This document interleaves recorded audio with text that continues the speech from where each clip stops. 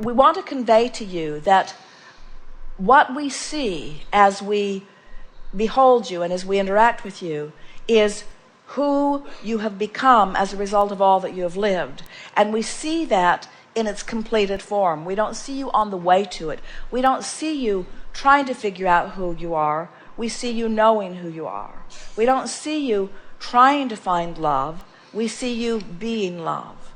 We don't see you trying to get to the right place. We see you standing in the right place. We don't see you trying to figure it out. We see you knowing that you'll never figure it out and wherever you are is all right.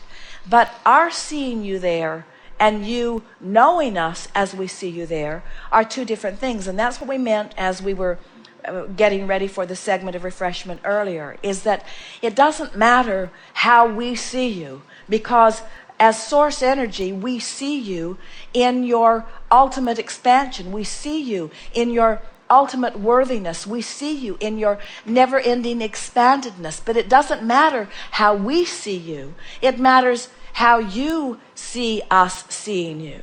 Now, here's the thing that this is the differentiation that we want to help you to make. If you're reaching for the way the source within you sees you, you have to reach for it in the form of feeling, which means you have to disengage from whatever is your usual criteria. So you have to feel for it. You have to feel for it, which means you have to make it general. So what do you think is the path of least resistance to the desire that you hold? Is that something that you need to do? Is it something that somebody else needs to do? What feels like the path of least resistance? It's interesting because if you were having a tug of war with someone and we said, what's the path of least resistance? The path of least resistance would be letting go of the rope. And there's a tendency to say, but if I let go and I don't pull, then I don't win. And we say, yes, you do. When you stop pulling, when you stop resisting, then you do win, because what's in your vortex will call you right in, you see. We think that you are a really good example, and you're not alone in this at all, of someone who just for a long time has made a big hairy deal about a lot of things that you don't need to make such a big thing about. And we know that the reason that you've done so much of that is because you have been the subject of a lot of scrutiny by some very intellectual beings who have been interested in you and comparing you and pigeonholing you and cataloging you.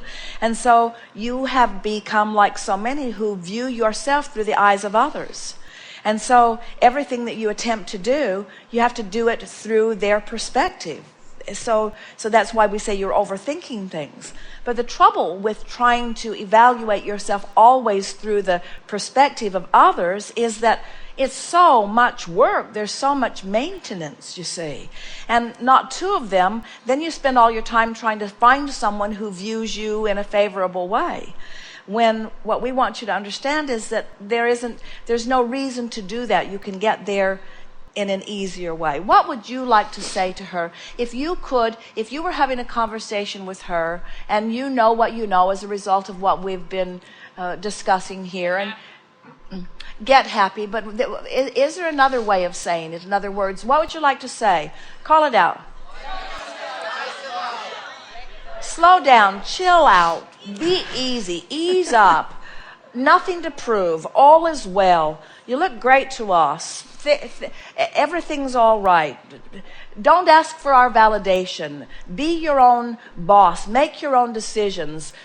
Follow your own path. Lighten up. Be easier about it. Don't talk so much.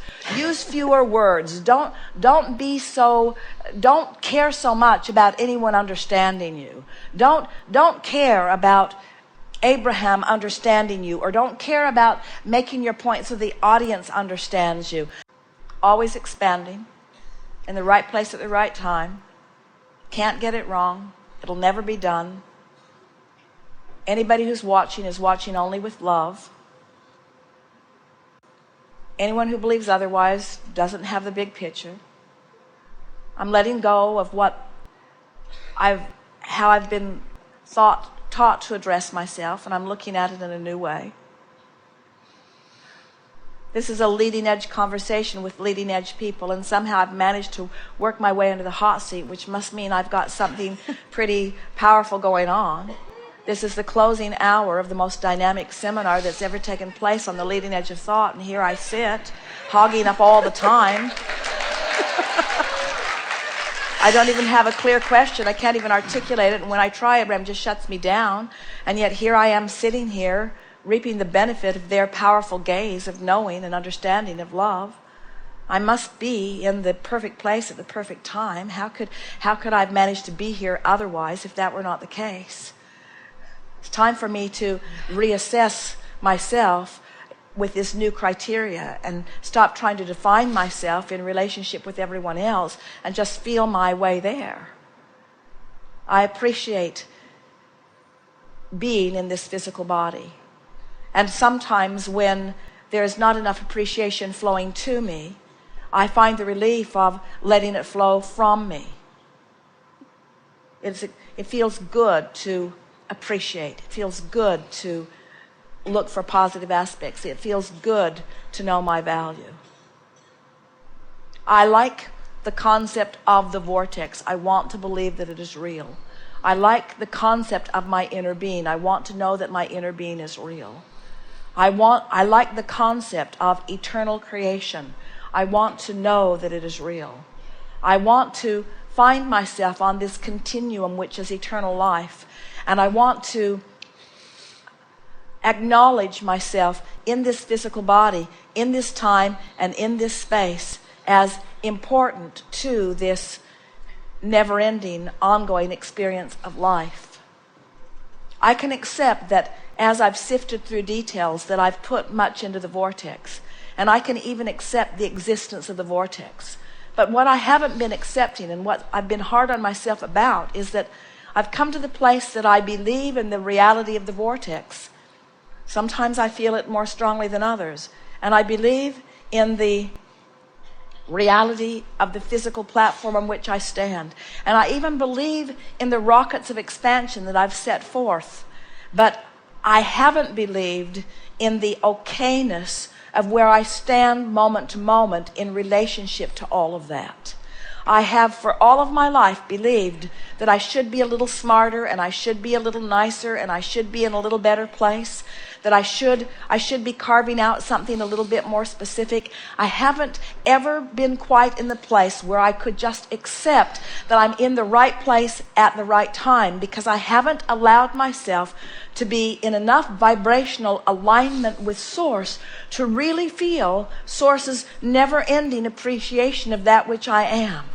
And I can feel, even as I'm listening to what I believe to be a very strong representative of Source flowing appreciation and love to me, still I can feel that I'm holding out for some indescribable, unimaginable reason. I don't know why I don't just let go and let myself be appreciated in the fullness of that which is apparently or supposedly being offered.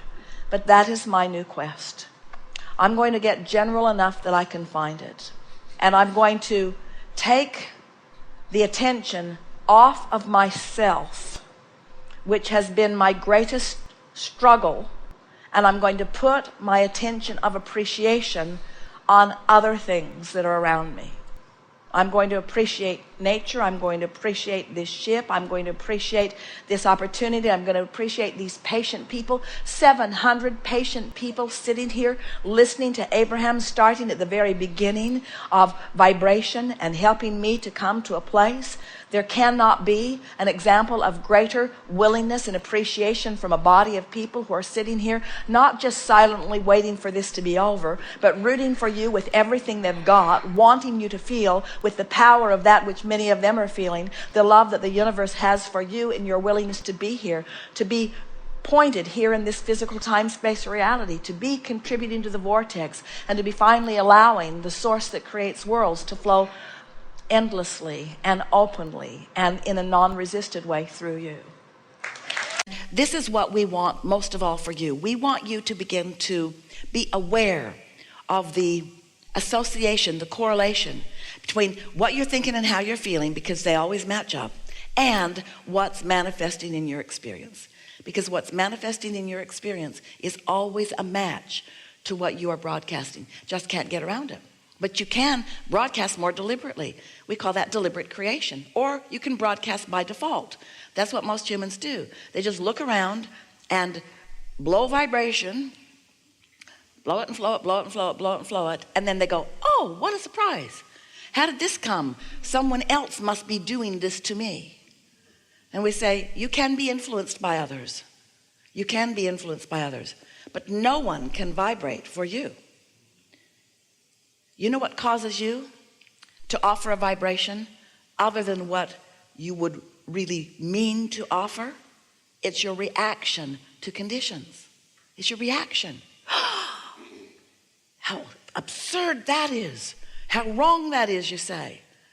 How much I'm attracting this thing that I disapprove of and do not want in my life experience are the real words that you might want to start offering. Oh, look at that. Look at that terrible, terrible thing. Join with me, all of you, and let's look at this thing that we do not want, and let's watch it get bigger and come right to us. That's the way it goes, you see. Because you get what you think about whether you want it or not.